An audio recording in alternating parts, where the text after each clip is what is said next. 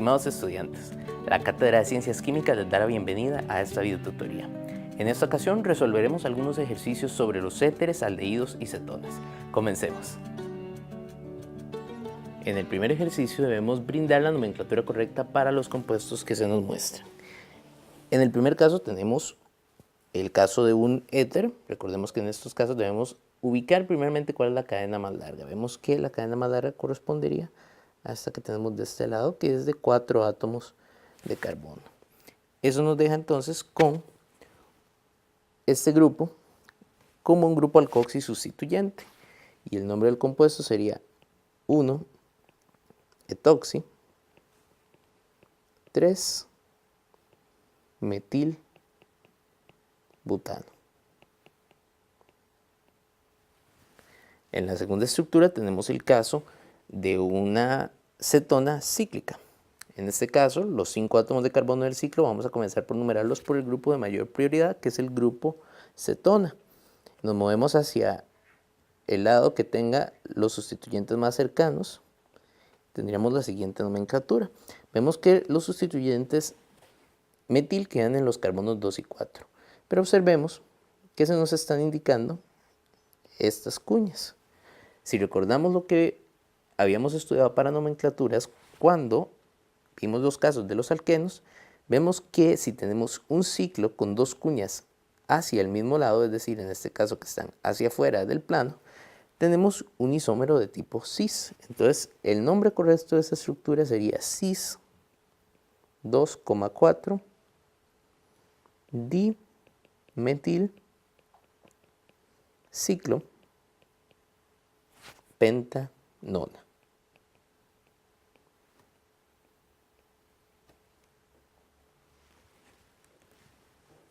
En el siguiente compuesto tenemos a un grupo aldehído, y recordemos que en la nomenclatura de los aldehídos siempre vamos a comenzar numerando la cadena de mayor cantidad de átomos de carbono que empieza en el grupo carbonilo. En este caso tendríamos un doble enlace en el carbono 2 y un grupo fenilo en el carbono 3, y el nombre de la estructura sería 3-fenil 2-propenal. En el siguiente compuesto tenemos un etóxido. Debemos comenzar la numeración de la cadena desde el extremo más cercano al epóxido, de manera que esta sería la numeración adecuada. Indicamos entre cuáles átomos de carbono se encuentra el epóxido y llamamos al compuesto 2,3 epoxi hexano.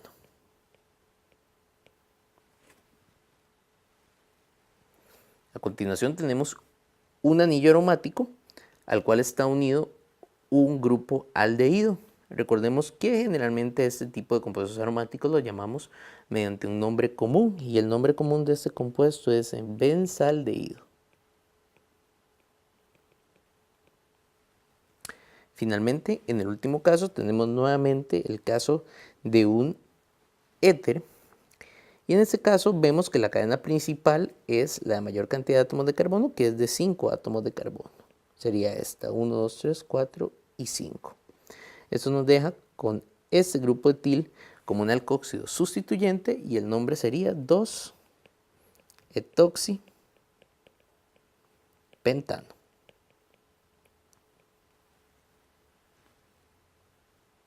En el siguiente ejercicio debemos escribir la estructura correcta para cada uno de los compuestos que se nos muestren. Comenzamos con la 3-heptanona. En este caso tenemos una cetona que está formada por una cadena de 7 átomos de carbono. Y en el átomo 3 de carbono vamos a tener el grupo carbonilo. En el segundo caso tenemos el 5-ciclopentil pentanal. En este caso tenemos un aldehído como estructura principal, y es un aldehído de 5 átomos de carbono debido a que lleva el nombre pentanal. Sabemos que las cadenas de los aldehídos siempre las vamos a empezar a numerar por el grupo carbonilo, entonces este sería nuestro carbono 1, y a partir de aquí tendríamos 2, 3, 4 y 5. Y en el carbono 5 tenemos un sustituyente de tipo ciclopentil. En el siguiente ejemplo tenemos el metadietoxibenceno. En este caso tenemos una estructura aromática que está basada en el benceno y vemos que tiene dos sustituyentes y que están en la posición meta. Recordemos que posición meta es un sustituyente en la posición 1 y el otro sustituyente en la posición 3. En este caso los dos sustituyentes son iguales, son sustituyentes etoxi. De manera que tendríamos un átomo de oxígeno unido a un grupo etil. Y tendríamos uno en el carbono 1 y otro en el carbono 3. En la siguiente estructura tenemos un epóxido. Vemos que tenemos una cadena de 6 átomos de carbono. Y nos indican que el epóxido se encuentra entre la posición 2 y la posición 3, de manera que el epóxido debería estar en esta posición. Más allá de esto, nos indican que también en el carbono 2 tenemos un grupo metil, de manera que esa sería la estructura para el compuesto 2,3 epoxi 2-metilhexano. En el caso de la estructura E, tenemos el 2,3 butanodiona. Vemos que en este caso tenemos un compuesto que como base tiene una cadena de 4 átomos de carbono y tenemos una diona, es decir, un grupo que tiene 2 grupos carbonilo de tipo acetona y uno de ellos está en 2 y el otro está en el carbono 3, de manera que esa sería la estructura correcta. Finalmente tenemos el 2,3 dihidroxibutanal. En este caso nuevamente tenemos un compuesto aldehído, ese será nuestro carbono 1, y a partir de aquí tenemos una estructura de butano de 4 átomos de carbono.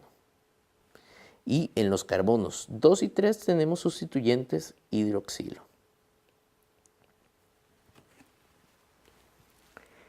En el tercer ejercicio nos piden que escribamos los productos de las siguientes reacciones y debemos indicar si se tratan de procesos de oxidación o de reducción.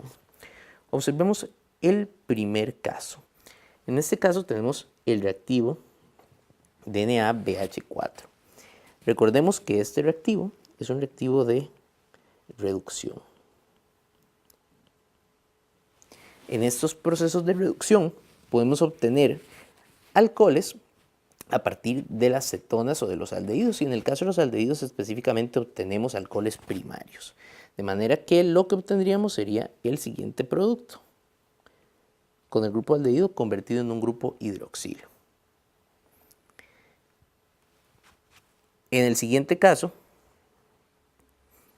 tenemos una reacción con reactivo de Jones. Recordemos que el reactivo de Jones es un reactivo de oxidación. Y a partir de la oxidación, de lo que tenemos en este caso, que es un aldehído, vamos a obtener un ácido carboxílico derivado de ese aldehído.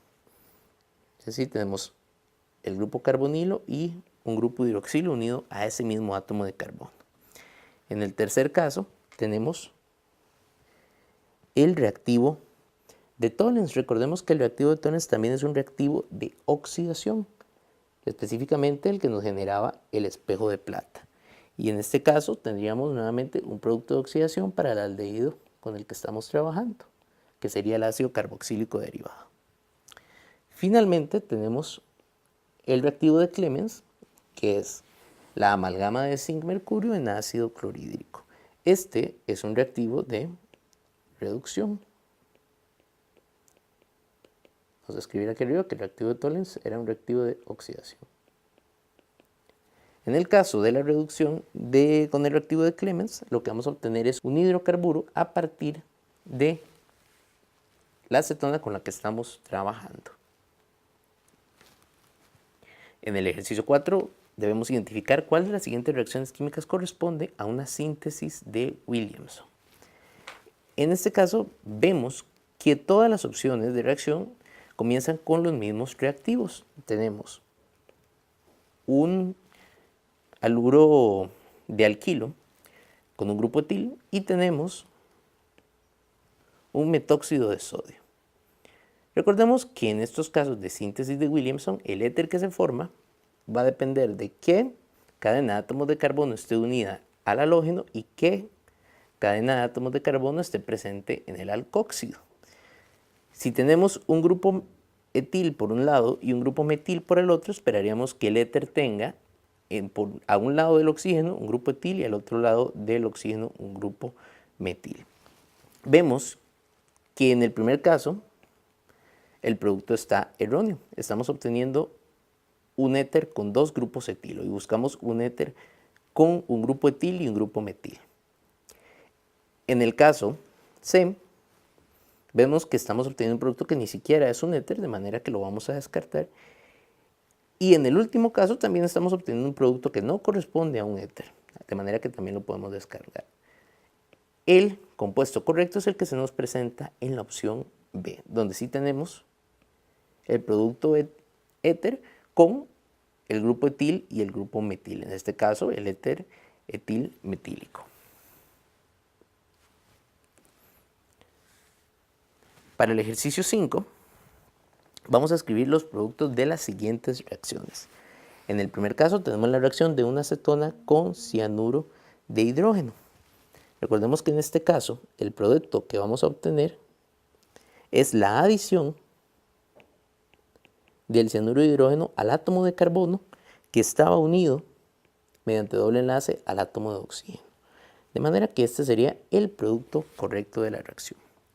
En el segundo caso tenemos la reacción de una acetona con etanol en exceso, propanol en exceso. Observemos que en este caso, cuando un grupo carbonilo reacciona con un alcohol, tenemos un ejemplo de una adición de alcohol. Sin embargo, cuando tenemos exceso en el medio, recordemos que la formación o el producto final que se va a formar va a ser un acetal, de manera que lo que vamos a obtener es una estructura de este tipo, donde dos estructuras del alcohol propílico que tenemos como reactivo se van a adicionar al átomo de carbono acetálico. En el tercer caso, tenemos la reacción de un éter con ácido yodhídrico. En este tipo de reacciones obtenemos como productos un haluro de alquilo y un alcohol a partir de las dos cadenas de átomos de carbono que están unidas al átomo de oxígeno. Como a ambos lados de la cadena de átomos de carbono tenemos un grupo propil, entonces se formará un alcohol a partir del grupo propil y se formará un yoduro de alquilo a partir del grupo propil. En el cuarto caso, tenemos la reacción de un epóxido con agua en medio ácido. Recordemos que las reacciones de epóxidos con agua me dan como resultado la formación de glicoles. En este caso se va a abrir el grupo epóxido y se van a añadir dos grupos hidroxilos para formar la molécula de glicol. En el quinto caso tenemos la reacción de metilfenilcetona con amoníaco. Este tipo de reacción es un ejemplo de una adición de amoníaco a un grupo carbonílico. El producto de este tipo de reacciones es la formación de una imina. De manera que tendríamos los grupos sustituyentes correspondientes, pero tendríamos un doble enlace ahora a un átomo de nitrógeno. En el último caso, tendríamos la reacción de dos aldehídos idénticos en medio básico. Recordemos que este tipo de procesos corresponde a una condensación aldólica. En este caso, el producto de la condensación de estos dos compuestos me daría como resultado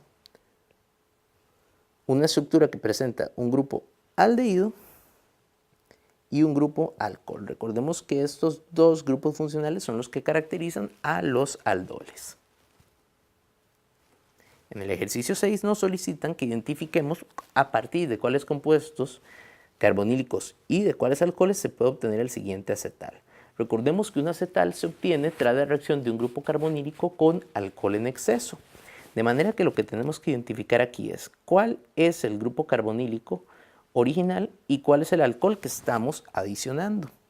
Nos podemos guiar si identificamos que el átomo de carbono donde están unidos las cadenas de ésteres es el carbono acetálico. Este carbono originalmente era el carbono del grupo carbonílico. De manera que la estructura básica con la que deberíamos comenzar tiene que ser un compuesto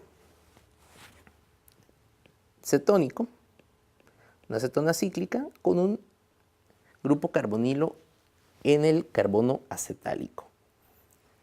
Ahora, a este compuesto carbonílico se le están adicionando dos cadenas de alcoholes. Vemos que estas cadenas son de dos átomos de carbono correspondientemente. Así que el reactivo que debe haber en exceso debe ser el etanol. Recordemos que este debe estar en exceso para que se forme el acetal correspondiente. En el ejercicio 7 nos solicitan que escribamos el mecanismo de reacción para la reacción del óxido de etileno o 1,2 epoxietano con ácido bromhídrico. Recordemos que el nombre óxido de etileno es el nombre común que le damos al epóxido más sencillo que podemos encontrar. En este caso, para el mecanismo de reacción, estaríamos trabajando con el ácido bromhídrico. El mecanismo de esta reacción primeramente conlleva la protonación del epóxido en medio ácido. Esto me permitiría formar un epóxido protonado.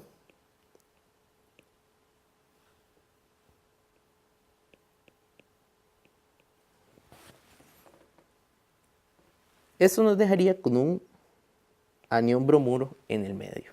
Este anión bromuro es un fuerte nucleófilo que va a venir y va a atacar a uno de los átomos de carbono del epóxido y eso va a permitir la apertura del ciclo epóxido para dar la formación final del compuesto.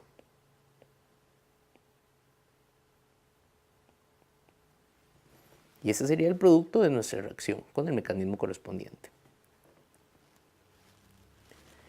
En el último ejercicio, debemos escribir el mecanismo de reacción para la condensación aldólica del propanal en medio básico. Recordemos que el primer paso de este tipo de proceso es que el medio básico, que funciona como catalizador, va a remover el hidrógeno alfa de la molécula del aldehído. Y recordemos que el hidrógeno alfa es el que se encuentra en el carbono vecinal al grupo carbonilo. Esto me va a permitir la formación de un anión enolato.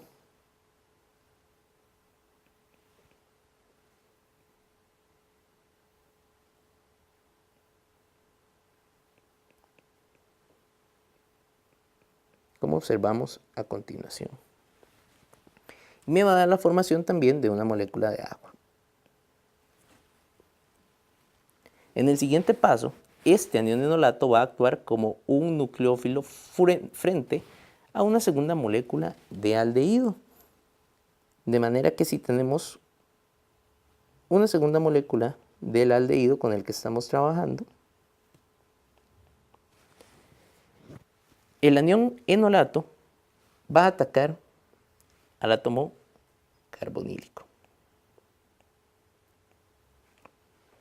Y el producto de esta reacción sería un anión alcóxido. Y en este caso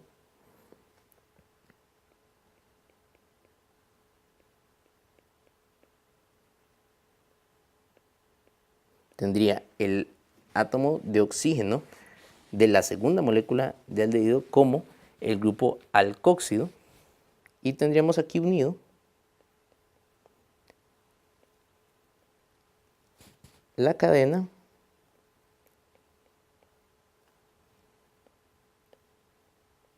que viene del ion enolato.